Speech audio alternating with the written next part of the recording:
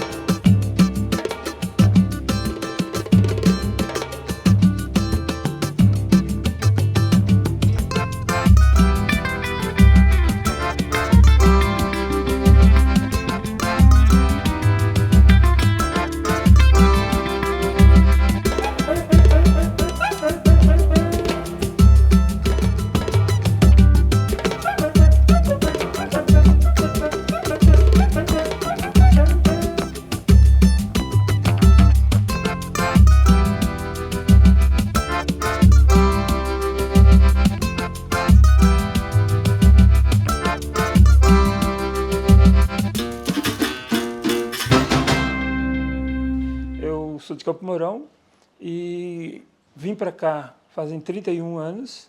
Eu vim por uma transferência, que eu já era servidor público estadual, e eu vim em função de uma transferência por questões até políticas, né? Eu vim então para Curitiba. E aqui em Curitiba tive várias oportunidades de trabalho, mas a primeira e a mais significativa que eu gosto de registrar é que eu sou filho também da UPT, Universidade Popular do Trabalho. Conheci o Maurino, eu não lembro exatamente, eu era acho que adolescente. Ele trabalhava acho que na UPT, que é a Universidade Popular do Trabalho, que era acho que perto de Pinhais, se eu não me engano, ali pouquinho mais, eu sei que é pouquinho mais do terreiro, pouquinho para lá do terreiro da Iagunã, que é minha mãe de santo. E aí, então, aquele lugar era um espaço que a gente fazia muita formação política, místicas, né? Porque a Quinap é muito ligada aos agentes de pastoral negros, eventualmente também tinha pastores que iam lá, né? Sempre com uma ação política muito importante, entendendo que esses espaços religiosos eram espaços privilegiados também para o enfrentamento ao racismo, né? Porque muitos, né, das famílias negras estavam nesses espaços religiosos. Onde abrigava ali movimento estudantil, movimento dos trabalhadores, movimento negro, movimentos sociais, fazendo formação política, formação cultural, e eu bebi muito nessa fonte. Então, essa minha formação hoje política tem muito a ver com os 4 ou 5 anos que eu passei na Universidade Popular do Trabalho. A minha história com o Zé Maurino, por exemplo, ela vem um pouquinho de antes, vem de quando eu cheguei no Brasil. Eu cheguei para morar em Curitiba, em Araucária, na verdade, por alguns probleminhas eu não tinha onde ficar e, na época, o Zé Maurino me arrumou um lugar para ficar e eu consegui ficar em Brasil graças a essa ação do Zé Maurino. Então, eu já conhecia o Zé Maurino de antes. Não, na realidade, eu vim para Curitiba, né, em busca de melhoras, né, acho que. E aí eu conheci o Maurino, conheci o movimento negro, né, que na época era aqui na Rui Barbosa, ali na igreja, ali no colégio, ali no... não esqueço o nome, vou lembrar. Divina Providência? Não, não era no Divina, era no Bom Jesus. Ah, Bom sabe? Jesus. No Bom Jesus, ali tinha a igreja com a frente ali para Rui Barbosa, ali eu conheci o Maurino, né? E ele já chegou, eu acho que ele chegou para Curitiba, mais ou menos por essa época, um pouquinho depois ali, e já com toda aquela militância dele, né, trazendo de Campo Mourão. Em Campo Mourão eu tive uma experiência política, lá eu era uma liderança comunitária, programa de rádio, programa chamado Juventude Construindo a Sua História, lá eu era ministro da Eucaristia, do diretório acadêmico, e em 88, a primeira vez que eu votei para vereador, eu votei em mim mesmo. tinha experiência nenhuma, e por 40 votos eu não me elegi lá naquela oportunidade.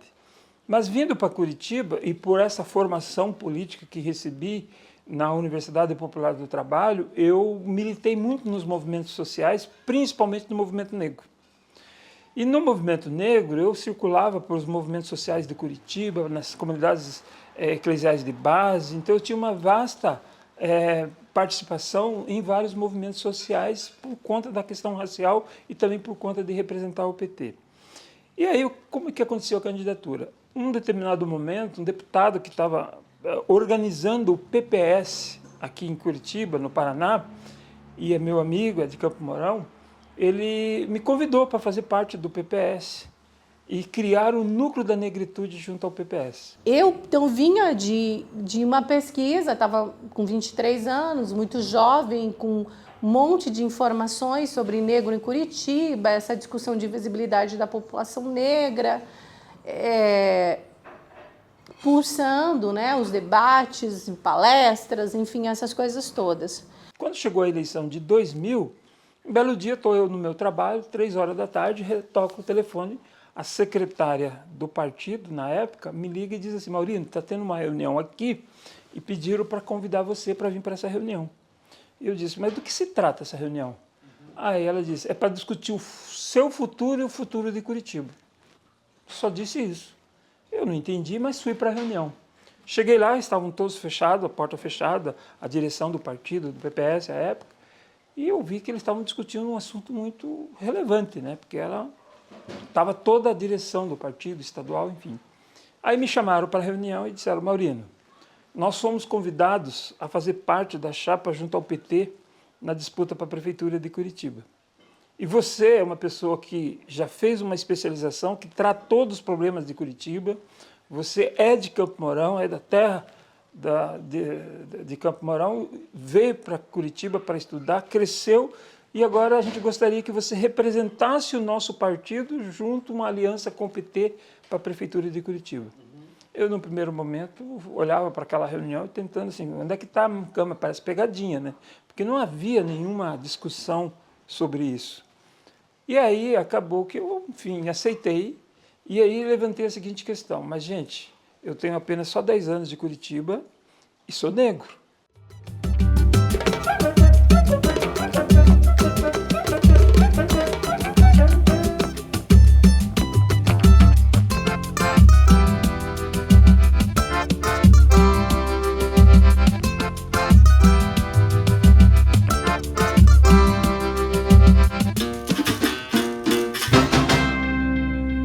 Eu tenho, acho que devido a ter o TDAH, eu processo mais à noite as coisas lá no meu tempo.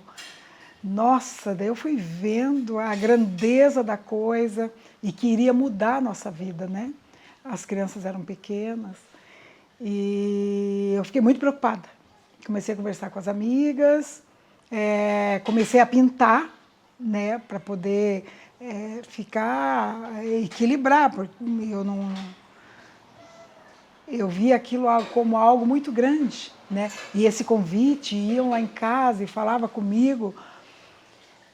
Eu falei: vamos, né? Fazer o quê? Levei um tempo, inclusive, para sair do trabalho, né? Quando a gente soube, né, que o Maurino era vice do Vagnoni, foi muito importante para a gente. E, de fato, para mim foi uma surpresa, e uma surpresa muito positiva. Olha, a gente viu como um grande desafio, uma oportunidade, até porque o que representa uma candidatura negra no Sul e em Curitiba, né?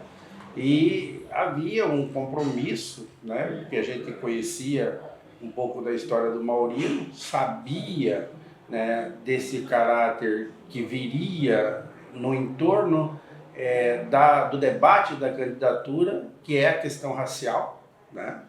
E aí a gente viu como um grande desafio, uma necessidade de construção. Então, a nossa perspectiva foi de fazer o debate e dar apoio a essa candidatura, né? Construindo essa candidatura e trazendo Curitiba para a periferia, né? Para a realidade social da população negra que vive em Curitiba, né? Que muitas vezes é invisível aos olhos da mídia tradicional, né? Mas que a gente sabe que tem uma presença forte em Curitiba. E como eu atuo com a questão da educação, trabalhando aí nas periferias, tem muitos alunos negros, e a gente sabe a dificuldade que esses negros passam para enfrentar esse racismo estrutural. E o Maurino era uma boa novidade de que é possível sim, né, construir, fazer o debate, chegar lá e combater esse racismo. Quando, naquele momento, chegou para o movimento social de que seria José Maurino o candidato a vice-prefeito, o movimento social se sentiu representado com essa candidatura. Apesar de ter uma forte tendência dentro do PT a não fazer aliança com as outras questões políticas nacionais, com o PPS, a figura José Maurino acabou eliminando essa resistência dentro do movimento social. Então, as bases do partido, que naquele momento era mais forte dentro do movimento de moradia, para nós foi bem tranquilo, até porque, assim, como estava falando, o José Maurino representava, na condição de negro, de trabalhador e de militante progressista, ele representava muito aquilo que a maioria da base do PT era naquele momento, né? Bem diferente do como está hoje. Aí aceitei, então, ser candidato a vice-prefeito de Curitiba na aliança PT-PPS na eleição de 2000. Então, essa campanha, no primeiro momento, e quando me convidaram, era assim, nós queremos fazer 10% dos votos e eleger um vereador. Esse era o objetivo daquela campanha. Não tinha grandes pretensões, até porque o prefeito da época, que estava indo para a reeleição, estava com 70 e poucos % na pesquisa. E nós estávamos na candidatura, naquele momento, estava lá embaixo, com 3, 4 pontos. Primeiro que a candidatura começou como para cumprir, a gente via que a gente precisava fazer da candidatura do Maurino, junto com todas as ideias que ali se apresentavam, e a própria perspectiva de ver a imagem de um negro como candidato a prefeito, isso melhora a autoestima de toda a população negra, que se vê representada. E essa representação é fundamental, né? Então, a gente via numa perspectiva de colocar esse debate, de fazer esse debate com a sociedade curitibana. Eu lembrei da minha avó de novo. Minha avó tinha um ditado que era assim, sempre peça licença para entrar, mas nunca deixe de entrar. E quando sair, deixe uma porta inteira aberta. A gente nunca sabe se um dia vai precisar.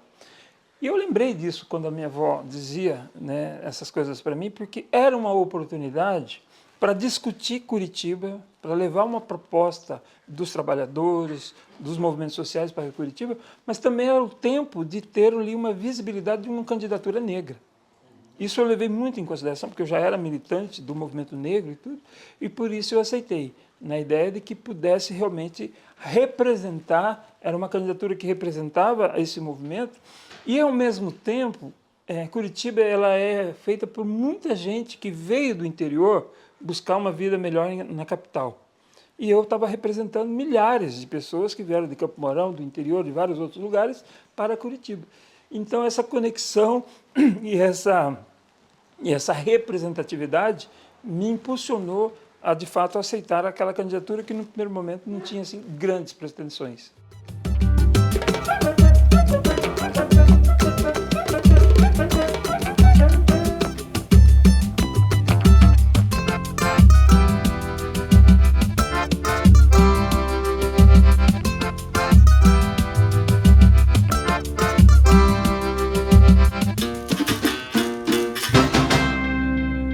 O fato de não morar em Curitiba, até teve uma vez que eu fui numa reunião ali em Santa Felicidade, eu me lembro que o senhor olhava para mim e dizia assim, de que família você é? Ele queria saber de qual família eu pertencia, porque para saber se eu tinha um sobrenome, alguma coisa, né? Eu falei, eu sou do Oliveira Martins e minha família é de Campo Mourão. Eu não represento as famílias tradicionais de Curitiba. Então, assim, por mais que eu tivesse feito uma pós-graduação e tivesse estudado Curitiba, eu, de fato, não era nascido em Curitiba, não era curitibano. Mas a representatividade dos movimentos sociais, a representatividade da negritude, falou mais alto, no sentido assim, eu tenho por quem falar. Eu quero expressar uma voz negra na cidade de Curitiba para dizer que nós também pertencemos a essa cidade. Aliás, muito tempo antes, nossos antepassados, o povo escravo, eles ajudaram a construir essa cidade. E essa cidade você tem memorial dos japoneses, dos italianos, todos os povos europeus que vieram para cá, eles têm praças e tudo com um monumento de agradecimento pelo que eles fizeram. E o povo negro não tinha uma praça com essa visibilidade. Temos a Praça do Zumbi, mas não tinha essa conotação, tipo a Praça da Espanha, a Praça do Japão. Então eu achava que eu poderia fazer esse debate, de dizer, olha, essa cidade também foi construída e é construída pela população negra. Sim, o que era, assim, a gente via que havia um debate de se esconder o vice, né?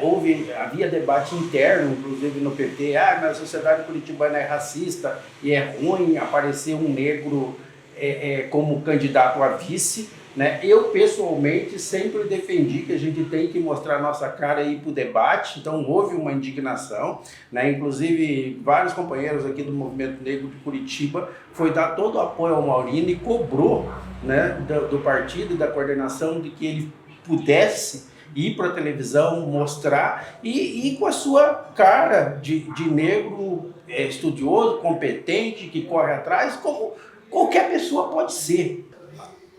Essa cultura, eu diria, né, da direita, digamos em si, tentando implantar, né, algo que não existia, né, que o Maurino é um cara do MST que vai invadir casas, que vai invadir né, trabalhos e tal, que vai quebrar tudo, bardeneiro e tal. Na campanha, nós tivemos todo um cuidado de preservar, né, a integridade física da minha família, de ter segurança, porque, principalmente no segundo turno, ela foi uma campanha muito debatida. E eu já vi aquela dificuldade até de sair de casa, né? Uma certa vez estávamos indo para um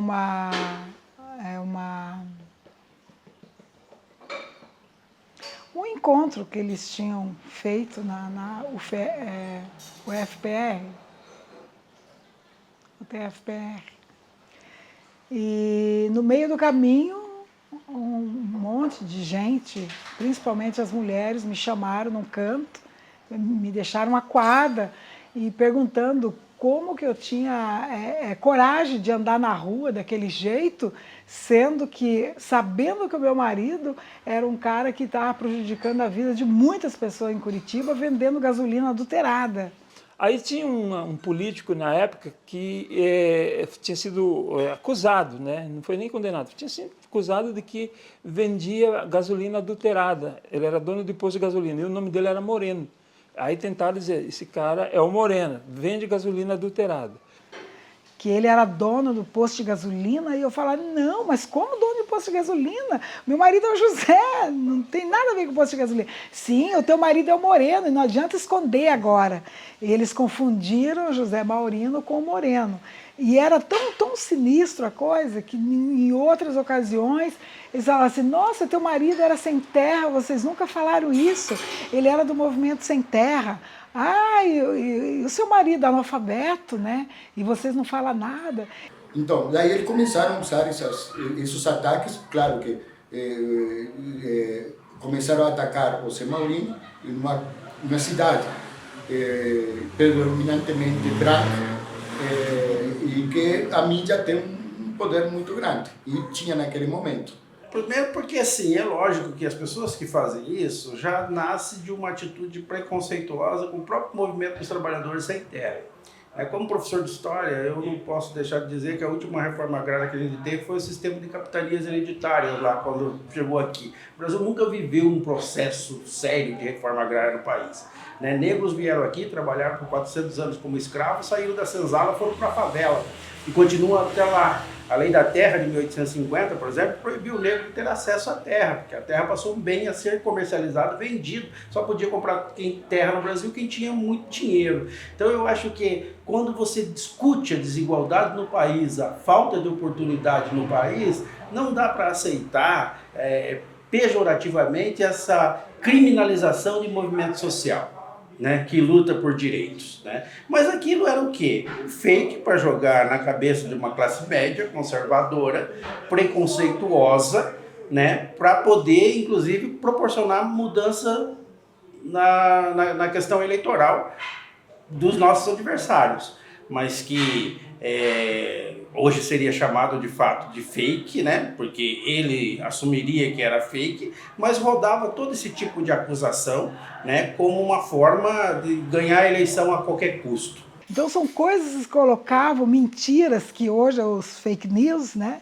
E antes eram jornais que colocavam pessoas que vinham diretamente agredir a gente, né? Eu, meus filhos, meu filho chorava, o Maurino chegava em casa, ficava preocupado, tentava... Inclusive um período que nós estávamos morando ali no Parque Barigui, recebemos ameaças, não de chegar e xingar, falar, mas fazia... colocava o carro em frente à nossa casa, fazia sinal de luz, ficava passando, tacando pedra. Daí teve um período que ficou um guarda lá cuidando. E quando foi para o segundo turno, nós tivemos que sair dessa casa e morar em hotel, né, por questão de segurança, né, por causa de toda essa fake news que acontecia, que ele era sem terra, e outra que ele era negro, o que o negro quer fazer aqui em Curitiba. Todas essas questões aí que eu já falei, foi algo assim muito triste para nós, sabe? Foi muito difícil. Diziam que eu era líder do Sem Terra em Curitiba, quando na verdade, daí eu respondi o seguinte, se eu fosse uma liderança do Sem Terra, isso muito me honraria, porque respeito a luta do movimento Sem Terra. Mas eu nunca tive nenhuma relação com a terra, então eu nunca fui militante do movimento dos Sem Terra. Seria uma honra, mas não foi. Tinha até no meio popular, né? Agora Curitiba vai ser administrada por um aleijado e por um macaco, né? As pessoas diziam assim, o Curitiba vai ser administrada por um negro e por um deficiente, pejorativamente falando, no sentido assim de que esta deficiência do candidato a prefeito e a questão da minha negritude fosse sinal de incompetência. E a última, e essa sim talvez tenha sido o ponto mais triste da campanha para mim, foi quando, num material de campanha, divulgaram que eu era formado em economia na Universidade Federal do Paraná. Infelizmente, erraram o curso e a faculdade. Eu sou formado em administração na FAI. Então, os adversários foram até a Federal, pegaram uma declaração de que eu nunca tinha cursado o curso de economia e estamparam na primeira página do jornal. O vice é analfabeto e mentiroso, diz que tem curso superior e não tem. Na verdade, eu estava fazendo a minha segunda pós-graduação em economia na Universidade Federal do Paraná. E pior do que isso, quem assinou a matéria, o jornalista que assinou a matéria, era meu colega no curso de especialização. Eu me lembro de uma ação, de uma cena, em que eu fui num restaurante de Curitiba para fazer um grande evento, e chegando lá, Lula veio, várias pessoas vieram e tudo. Quando a gente estava chegando e tudo, que a gente foi para uma sala VIP de autoridades até começar o evento, o segurança me barrou. Tipo, não, aqui só entram as autoridades. Eu disse, mas eu sou candidato a prefeito. Ele estava, vice-prefeito, ele estava entendendo que eu era um motorista deles. Aí, na hora de fazer o discurso, eu fui o primeiro a fazer o discurso, eu peguei o microfone e falei diretamente para ele, como candidato a vice-prefeito, sem tocar no assunto, obviamente. Então, essas coisas aconteciam muito. E recebi da minha esposa Célia, nesses momentos de dificuldade, em que a gente achava, puxa, mas a pancada está muito forte. Mas eu chegava em casa e eu tinha ali um travesseiro, um colo, que eu podia encontrar ali um reforço, um conforto, né?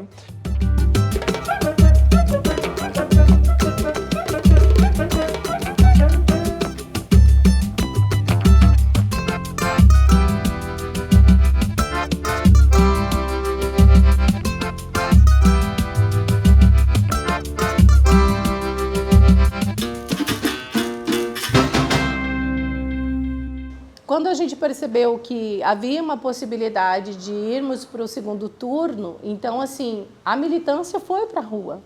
Todo mundo foi para a rua, né? E, assim, e aí o signo de ter um vice era muito importante. Então, eu queria pegar um pouco sobre isso, o significado da presença de um vice negro numa chapa de esquerda, que era a representação do PT também na época dos anos 2000, porque o Lula vai entrar em 2003, efetivamente, quando ele assume, né, o governo. Então, a gente está falando de 2000, de efervescência do PT, desse momento de esperança, né, da conjuntura política também do momento que a gente tinha, né, do presidente da época. Então, aquilo foi um momento de muita esperança em Curitiba. Eu acho que a campanha de 2000 foi um divisor de águas em Curitiba, né? Porque a gente tem que diferenciar. O PT conseguiu ir para o segundo turno em duas eleições, em 2000 e em 2004. Em 2004, a gente foi para o segundo turno na onda do governo federal e do lulismo. Tá? O Lula presidente, todo mundo queria fazer coligação com a gente. Tá? E estar junto com o PT e demais. Em 2000, nós não tínhamos esse quadro. Tanto que nem o próprio PPS acreditava que deveria fazer uma coligação com o PT naquele momento. Inclusive, dentro do PT, não se acreditava que a gente poderia casar no segundo turno. A campanha estava mais direcionada a eleger vereadores naquela eleição. Mas, assim, essa campanha foi um divisor de águas exatamente por isso. Porque eu acho que o que o Zé Maurino acrescentou à campanha foi importantíssimo. E vou repetir, o pessoal pobre, de periferia, se vê representado na candidatura. A gente não via na mídia, mas sabia que aquilo estava crescendo. E eu ficava impressionada, porque a gente não tem experiência, eu costumo dizer assim que era que nem bolo. Quanto mais batia, mais crescia. E mais falava mal dele, mais estava crescendo. Quando foi para o segundo turno, e quando eu vi aquela multidão, daí estava lá o Lula e todo mundo, e eu falei, meu Deus, eu fiquei impressionada, sabe? Mas coisas que me fizeram permanecer firme. Por exemplo, quando eu conheci o Lula, quando vem a Curitiba para apoiar a nossa candidatura, ele primeiro quis conhecer a minha história, saber quem eu era. E depois ele falava comigo e falava na campanha da importância de eu ser demonstrado, de eu ser apresentado à campanha, porque eu tinha e tenho, obviamente, uma bela história. Então, assim, no último comício, em que eu subo naquele palanque, na quarta-feira, a eleição era no domingo, ali na presença do Lula, eu já dizia para ele que 2 anos depois ele seria presidente da República, que aconteceu em 2002, e hoje a primeira-dama do Brasil, a Janja, era a nossa coordenadora de agenda, ela que cuidava da agenda para onde a gente ia, ela que coordenava isso. Então, essas pessoas e a presença do Lula, que para mim sempre foi, né, uma grande referência, me fortaleceu muito a enfrentar todo esse tipo de desafio. Durante a campanha, enquanto a gente estava no calor da campanha, tudo bem, estava acontecendo. Depois da campanha, quando a poeira foi baixando, aí a gente teve aí uma situação assim de tentar entender o que foi todo aquele movimento, né? E um dia eu estava passando no calçadão da 15 e um casal, um senhor e 2 filhas, ele me parou e disse assim, me deu um abraço e disse, olha, você não sabe da minha emoção de passar e ver a sua foto estampada para ser candidato a vice-prefeito. Você nos orgulha, você nos representa.